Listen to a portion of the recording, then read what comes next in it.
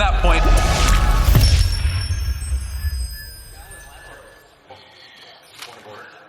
Madam Speaker, it wasn't the issue of French and English, although that is a very important issue because we are a bilingual country. The issue was audibility. The member for Edmonton Fort Saskatchewan was in the middle of speaking when the member for Kingston began to yell and scream about kings and monarchs and other matters that are unrelated to the debate. That rendered the member for Edmonton Fort Saskatchewan inaudible to members of the House, and therefore we are not able to judge whether or not your ruling includes the comments that he has made in this debate. Now, being the member for Edmonton Fort Saskatchewan, I think his views are particularly important to this particular matter because, of course, Edmontonians have a profound history of defending their freedoms and their freedoms of expression that go back many generations. And that is why I think this member has raised the point. That is the role of the House of Commons, to raise issues on the floor of the chamber that reflect the values of their constituents. But if the member for Kingston begins speaking with such volume that the member from Fort Saskatchewan cannot be heard, it's not the member from Fort Saskatchewan who is silenced. It is the 100,000 constituents who live in his riding, whose voices do not resound in this august chamber. And that leaves you in a position where you're expected to render a ruling without having heard the arguments because of the obnoxious behavior of one particular member on the other side. And I note that, we have here a number of conservative members, Bloc and NDP members, who are here contributing to the debate, but one member in the Liberal caucus is making more noise than all of us combined, and that is rendering the debate inaudible. Well, there's been a lot of debate and concerns from legal professors to CRTC chairmen and everyone in between, all these YouTube channel, everyone. And, we're worried about freedom of speech. And, hey, the Liberals, they have a solution. They want to eliminate debate. It's just, it's crazy. Here, watch this. This is 20 minutes of Conservatives Livid. They got half the vote, remember. In committee, this bill was subject to over 120 amendments. The government drafted this bill. We worked. All members of the committee worked and attempted by all means possible to fix the flaws in the bill. But the reality is what the minister isn't telling people is that where it was problematic is changing the bill along the way to include the social networks, which wasn't there in the beginning. And there are a number of people who objected, experts, former CRTC commissioners, and thousands of Canadians across the country. So the only reason why it's taken so much time to study a bill with over 120 amendments, including all the sub-amendments put forward, is because of the minister's work. He tabled a bad version of the bill. So we are being subject to a gag order on a bill that at its base is bad because it attacks freedom of expression, and the minister is attacking freedom of expression of parliamentarians who are trying to do their job. I'd like to know how the minister, instead of telling us that we're preventing or we're against culture, how can he justify gagging us with the complicity of the Bloc Québécois, gagging parliamentarians in the work they have to do because the 40 remaining amendments, there are a number of them that require us, all parliamentarians, to do our work. And the major problem in the committee, and I will conclude on this point, is that it was long for 2 weeks because the Liberals objected to our request to hear from the Minister of Justice, which they agreed to 2 weeks later. If they had agreed in the beginning, we would have had those 2 weeks to work, and they could have integrated the 4 points as we attempted to do. We would have moved forward logically in order to correct this bad bill. So how can the minister explain his mistake and his way of managing this file that put us in this impasse. The Minister. Point of order. Thank you, Madam Speaker. I have ruled I will hear the points of order after the 30 minutes. The Honourable Minister. Madam Chair, this is an illegitimate debate. Thank you, Madam Speaker. On that point, to do The interpreter is unable to hear. the servant of the House of Commons, you're a servant of this Parliament. You're not the servant of the government. The interpreter is unable to provide interpretation while multiple microphones are open. Chair. Madam Chair, this is an illegitimate debate. We do not have agreement on this ruling. The interpreter is unable to provide interpretation while multiple individuals are speaking. Point of order, Madam Chair. Nous avons nous-mêmes proposé des amendements suite Point of order, Madam Chair. aux recommandations que nous avons eues des gens Point dans of le order, secteur Madam- artistique. Madam Chair. Nous avons eu de plusieurs intervenants. The interpreter is unable to provide interpretation while multiple microphones are open. Have the will of the House. On that Madam point, Chair, this is an Troisièmement, je illegitimate voudrais debate. spécifier que ce projet de loi-là est supporté Point of par les order, Madam organismes Chair. culturels Point of order. d'un bout à l'autre. Order. Just talking and throwing monkey wrench in it is what they're trying to do. It's completely disrespectful to the Minister House. keeps being interrupted, and I advise members to put themselves on mute when they not have the floor. I will answer the points of orders after the 30 minutes. Now, the Honourable Minister. This is an illegitimate debate. Merci, Madame la Présidente. The interpreter is unable to interpret while multiple microphones are open. Que mon collègue soulevait tout à l'heure. With regard to the question of freedom of expression, Debate, Madam Chair, you've not de la given fonction a publique ruling du or ministère given de your la opinion. Justice qui spécifie which specifies that C-10 Order. I have ruled that the motion is in order. We are proceeding with the 30 minute. We will come back to the House with examples of precedents. And I am, as the Honourable Member for Elgin, Middlesex, London has reminded me, I am responsible to keeping the quorum of the House. This is the way we're going to proceed. The Honourable Minister. Thank you, Madam Speaker. Donc, comme je le disais, So as I was saying, Madam Speaker, with regard to freedom of expression, we were able to read, and the Deputy Minister at Justice came to testify, specifying that C-10 was fully suitable with freedom of expression in Canada, be it with regard to this laws regulating the CRTC. The CRTC also has to comply with Canadian statutes. The interpreter must interrupt and cannot speak at the same time as many other individuals. Point of order. I'm not aware that the standing orders have been suspended to not allow points of order. I believe that would have to be something that is agreed to by the House. Point of order. So the Liberals shut down debate, and then they want to shut down the debate about shutting down the debate. This is like the craziest of all things. They only want 5 hours for C-10. And then when the Conservatives start saying, we don't like that idea, they're saying that you can't even discuss It's that. astounding that debate is being censored on censorship. Like he just said. It's unbelievable. That's not surprising. This whole bill is on censorship. Why would we be surprised? This is the most craziest attack on freedom. As I've advised members, the motion as was presented is in order.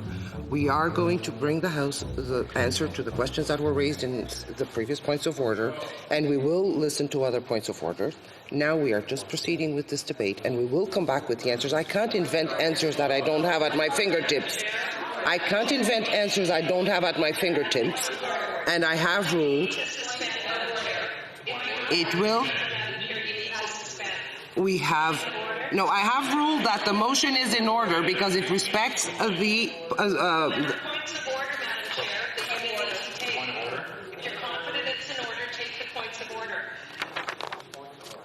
We are in the middle of a debate. We have 30 minutes. Points of order come forward, Madam Chair, and I respectfully suggest that you take those points of order as they are coming up. I know this is difficult. Respectfully is what you need to do. My job here is to ensure the quorum of the House and that the work of the House is done as per. And all parliamentarians will be allowed. All parliamentarians will be allowed to speak, as I said, after we have the 30 minutes and I have the answers to give the House. The Honourable Member for Elgin, Middlesex, London. Thank you very much. And to all my Conservative colleagues, the reason that you're seeing this decorum today is because we are outraged. We recognize that you are taking the rights of Canadians' free speech away in this bill. And this is exactly what we're seeing here. You have chosen to move, excuse me, from the member from Kingston and the Islands, I appreciate that he has lots to say and he has spent all of his time here for the last number of weeks. I have not been able to hear my own colleagues because I've heard his voice over these things. So speaking to you, I recognize this is the issue. We went immediately into the 30 minutes of debate before we even had the opportunity to discuss our points of order. This decorum is because the freedom of speech right here, especially what we're seeing in these sections of these amendments, are being squashed, and we will continue to fight. I request that you please deal with the points of orders so that we can have a decorum in this place. I do believe that it is the right of Canadians. Thank you very much, Madam Speaker.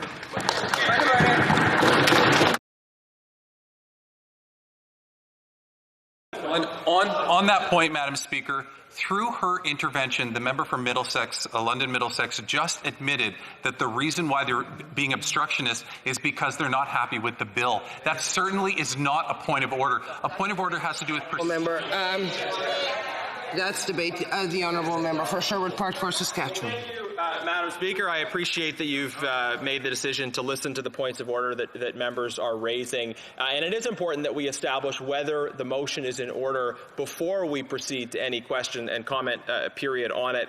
And the questions that I am raising about order are different questions from questions that other members have raised about whether or not this motion is in order. There are a number of different concerns with respect to the motion, something that I would ask you to take into consideration as well. I agree with points that have been made by my colleague with respect to the fact that the standing orders do prescribe that there a specific time period, and that the ruling that has been made with respect to the number of hours that is equivalent to a day with respect to the House, it's a very different situation in terms of the hours that committees sit and can sit. But there's a particular situation that I confront as the member for Sherwood Park, Fort Saskatchewan, and that is that I have put forward amendments that deal with specific subject matter on the bill at committee. Now, that subject matter is the fact that there are foreign state-controlled channels that seek access to Canada's broadcast system, and that those channels have been broadcasting horrific human rights abuses, forced confessions, other kinds of human rights abuses. And I have undertook, in response to concerns raised by constituents as well as stakeholders, to put forward amendments at the committee stage of the bill. And those amendments would deal with this important subject matter that relates to our broadcasting system. And indeed, it is the right of all members, not just members of the Heritage Committee, to move amendments at the committee stage with respect to a bill. This is a right that is particularly important to me. Obviously, I'm not a regular member of the Heritage Committee, so I'm not normally part of the clause-by-clause process. But because of the work that I'm doing on behalf of my constituents and others with respect to the particular issues around forced confessions and human rights abuses, that I am putting forward amendments at the committee stage. I've given notice of those amendments. Those amendments have been translated and distributed to members of the Heritage Committee. They're in their proper form. They're available to be considered. But the motion that has been put forward today would obstruct the right of myself and other members that have put amendments on notice to actually be able to move those amendments forward for consideration. And having been following the proceedings, I think there is a significant risk that the way the motion in particular has been worded, it restricts the movement of further amendments.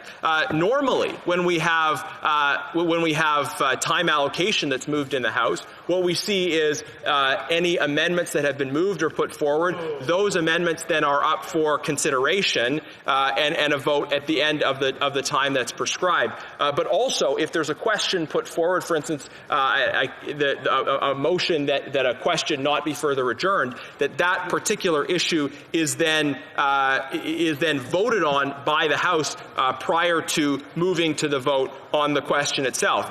But the rights of members, if this motion, and in particular the prohibition on the moving of amendments, if that section is able to advance, that it will prevent me from being able to move an amendment at committee, an amendment that I had given notice of months ago.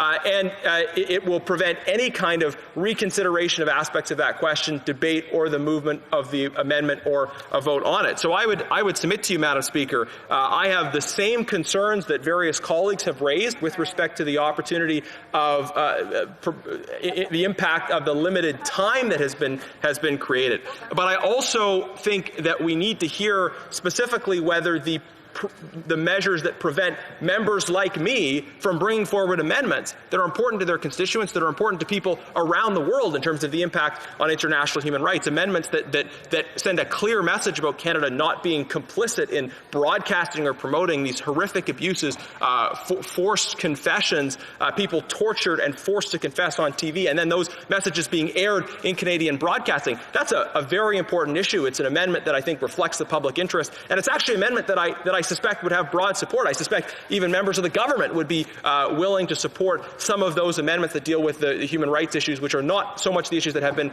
as widely discussed in the public debate on this. So, Madam Chair, I would ask you to rule on the implications for the rights of members of this real attack on the ability to move amendments at the committee stage, and what it means for the fact that we're supposed to be able to bring forward substantive amendments that we can't always bring forward in the House, that we're supposed to be able to bring forward substantive amendments.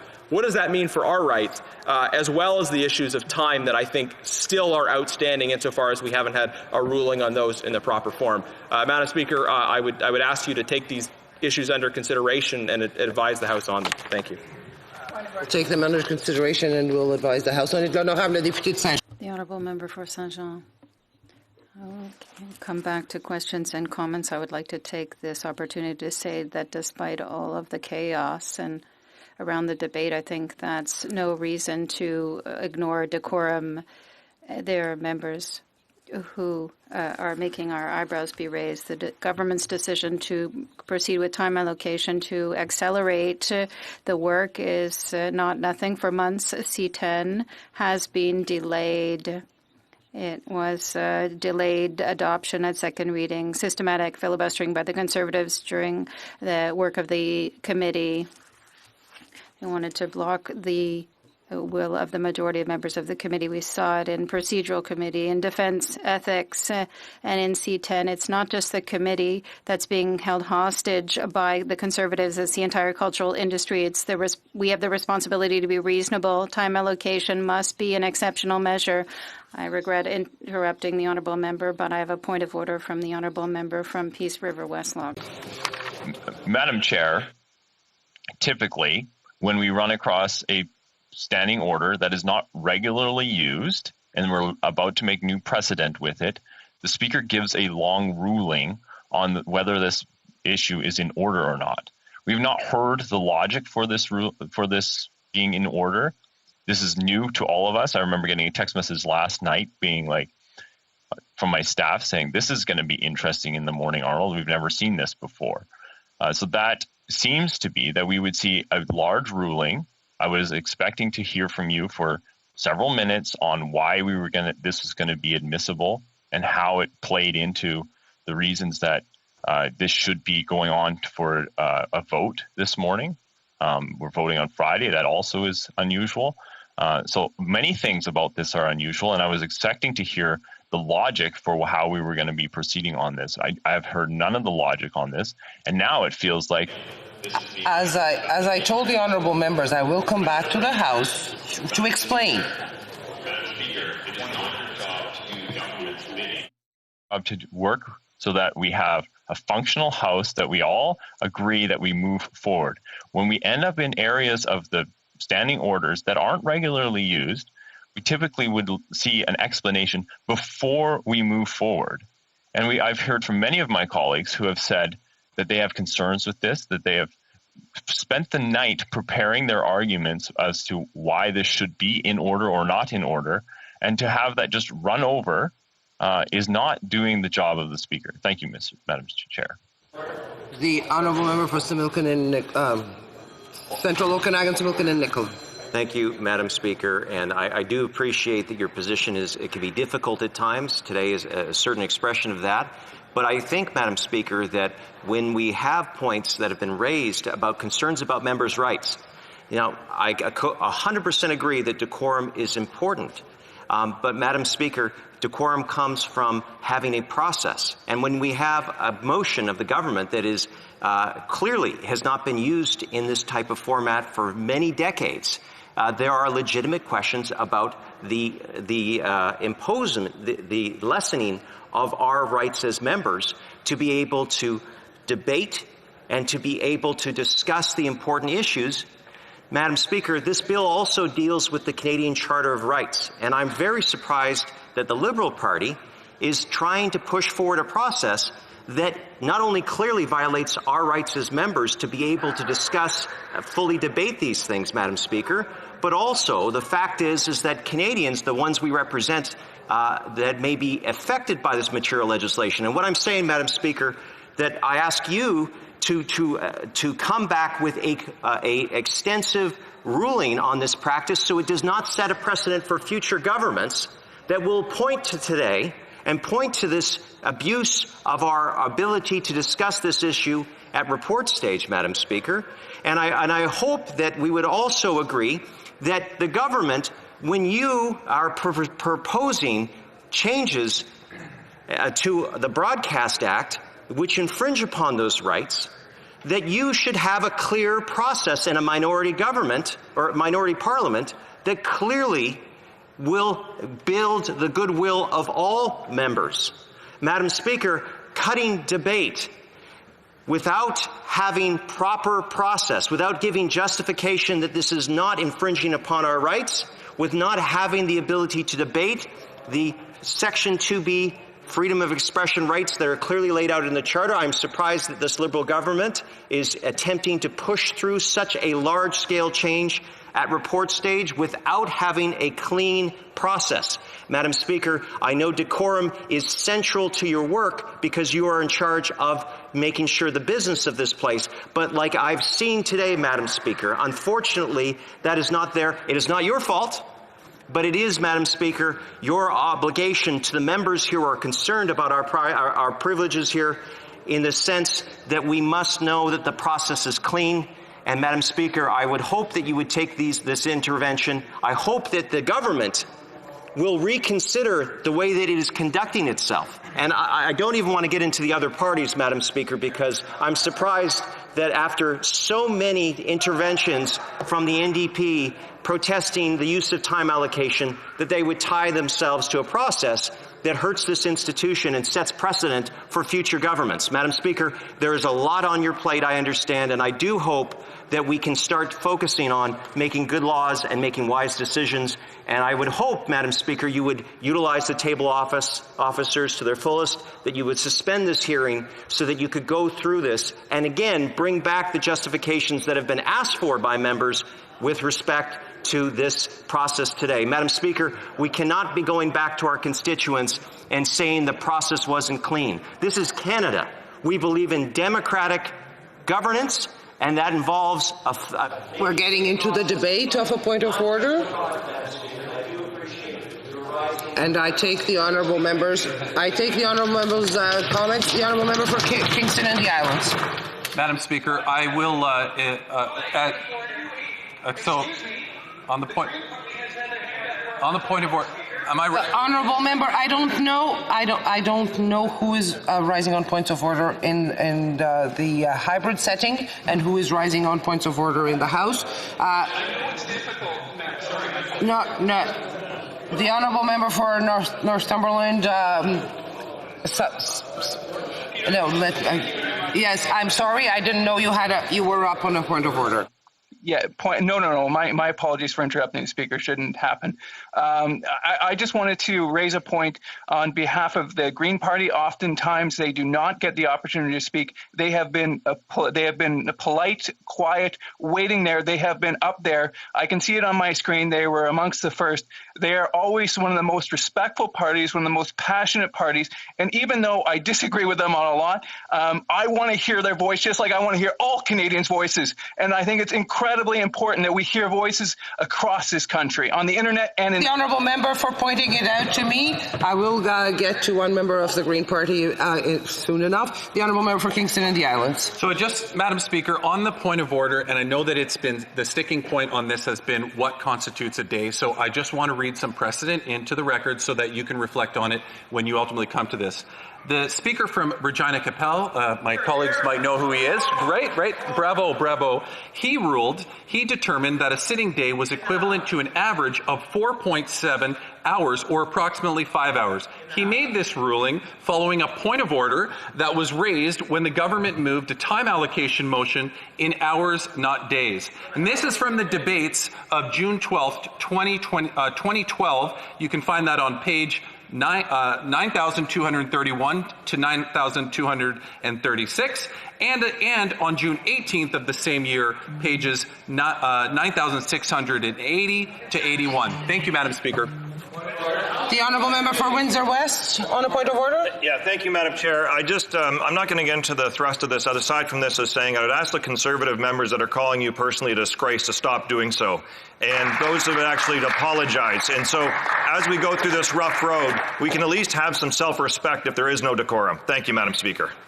I appreciate the honourable member's words. The honourable member for Saanich Gulf Islands. Thank you.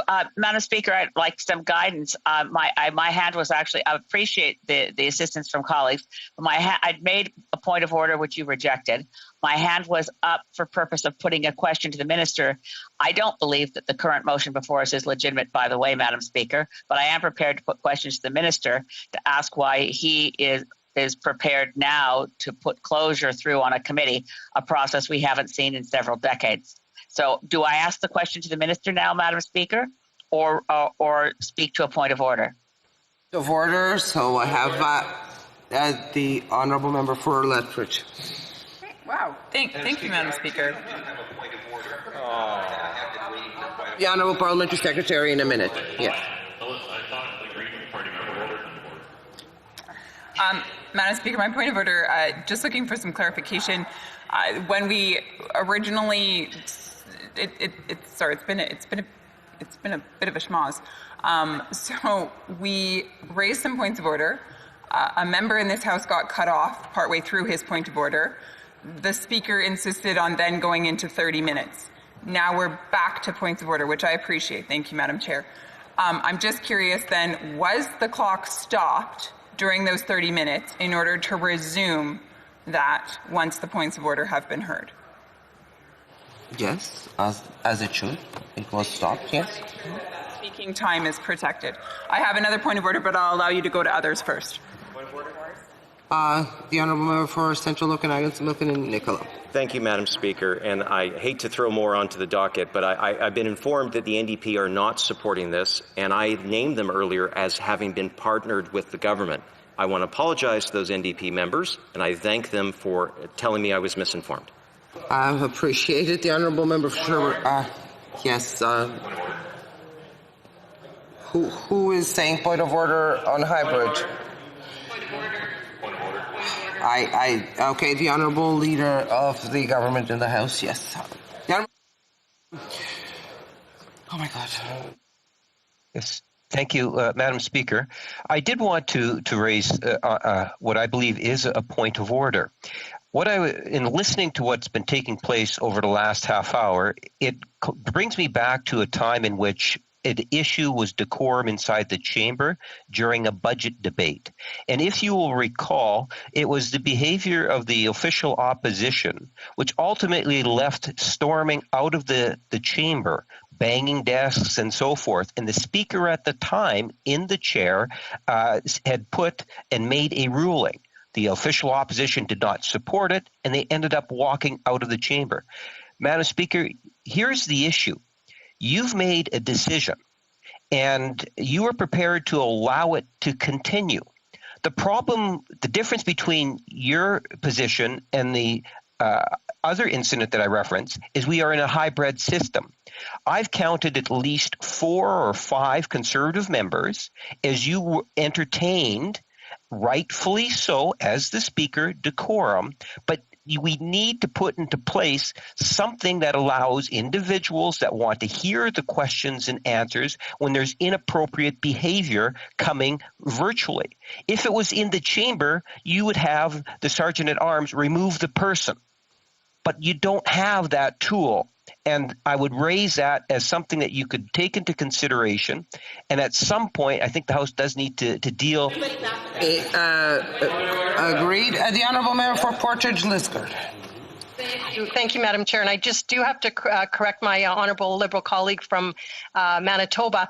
I do recall when we in opposition pounded the desks and did not let the Finance Minister, Bill Morneau, deliver a budget. It was not because the Speaker had delivered a ruling. It was because we didn't believe that Bill Morneau was fit to be Finance Minister after all of his ethical lapses. So that I do recall that quite well.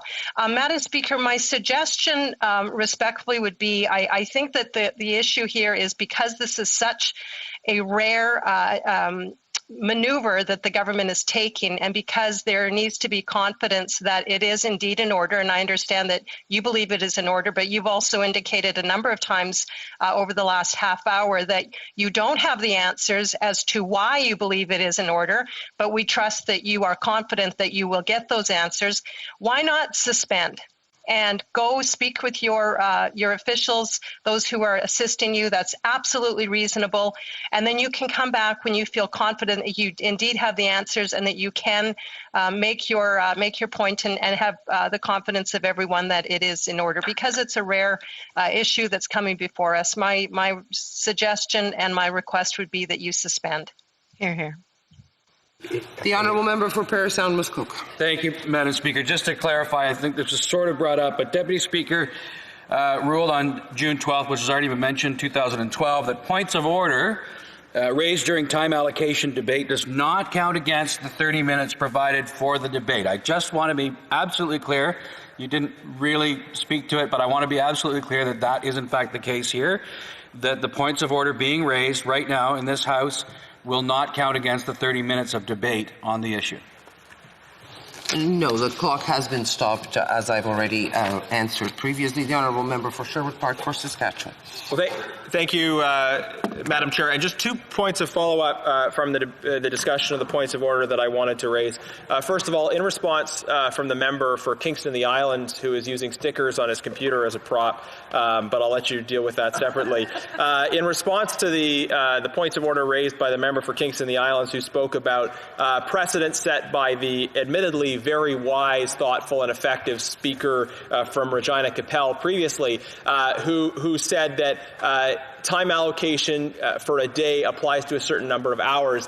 That was based on the House. And the precedent he cited that the speaker from Regina Capel ruled on was not with respect to the length of a sitting day at committee. It was with respect to the sitting day in the House. So the member for Kingston the Islands is, as we've come to expect, incorrectly citing a precedent.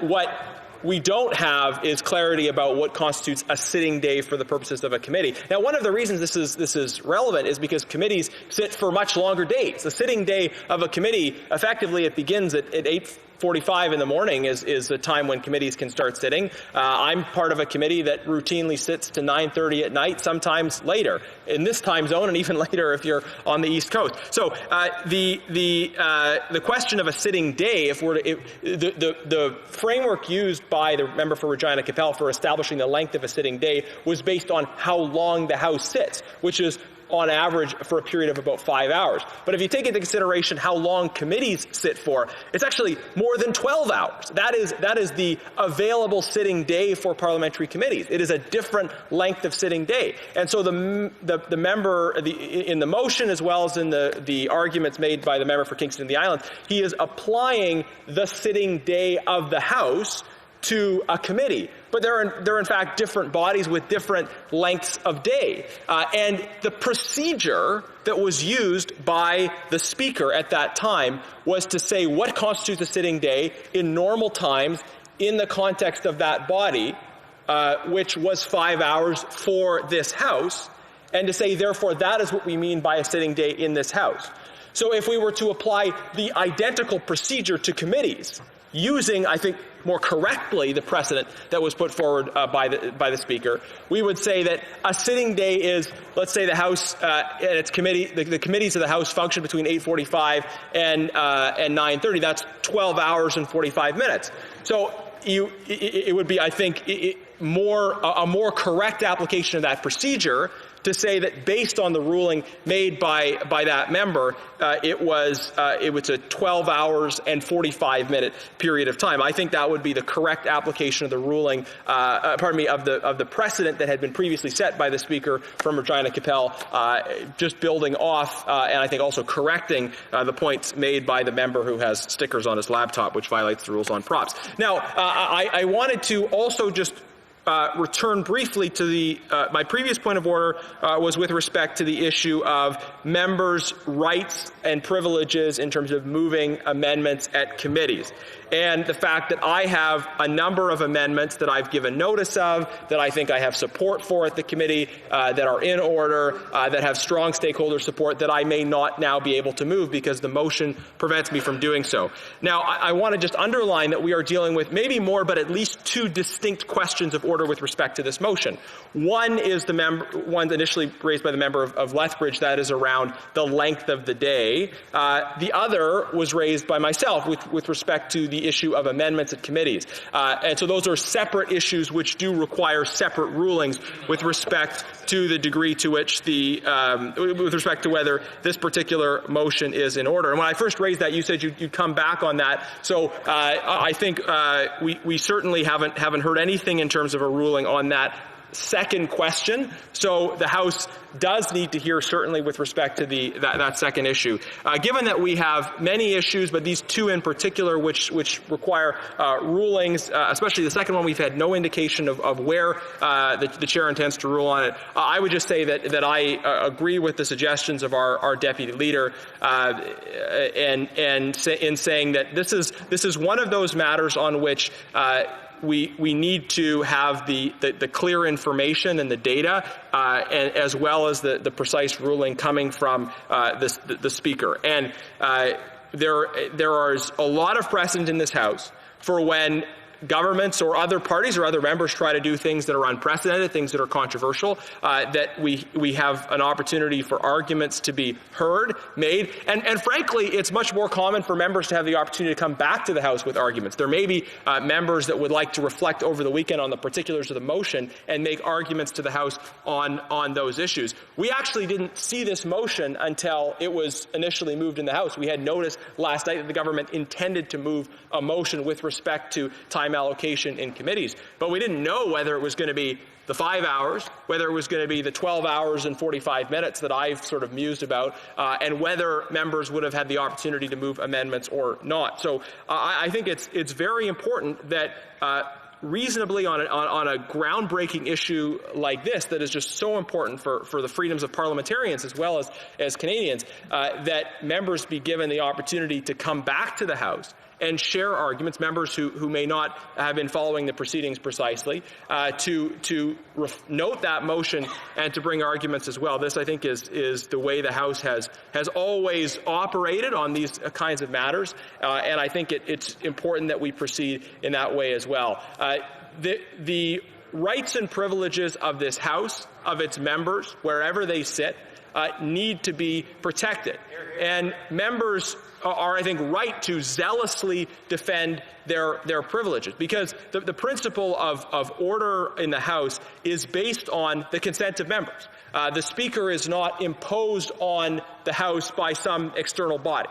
The Speaker isn't directly elected. It's not appointed by a monarch. The Speaker has had this beautiful, crucial role since the beginning of Parliament, which is as the voice of the House, as the servant of the House. And so the Speaker cannot seek to impose a particular interpretation of the rules that defies clearly the consensus of members. And if that attempt happens, if there's ever a way in which it seems like there's a risk of the Speaker's role moving away from those historic traditions, members have to stand up and defend the prerogatives of this House, the prerogatives of members, and the appropriate relationship that is supposed to exist between the members of this House and the Chair. And we do so, Madam Chair, with eminent respect for your office and for the challenges in discharging it. There are many challenges. In fact, many of the early speakers of this House were executed by the monarch, which reflects the willingness of those speakers to serve the House. And the point is, it's a challenging job, and we acknowledge that it's a challenging job. But the role of the Chair is crucial in defending the rights and prerogatives of the House. And to just respond briefly to the Kingston, the absurd heckles, even more absurd than usual heckles from the member for Kingston and Isles. I was not in any way implying the things he was. I think we've heard all the arguments, and I am now ready to rule on the point of order raised by the honourable member for Lethbridge. I'm ruling on a point of order made by the honourable member for Lethbridge. I've started my ruling.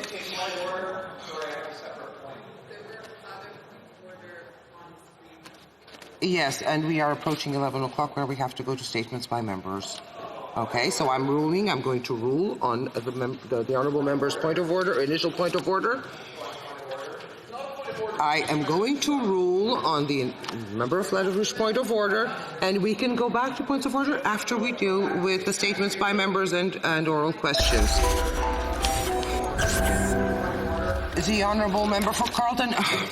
Yes, for your ruling to have weight, it must be presented. Members of the House must have had the opportunity to hear the debate that led to that ruling.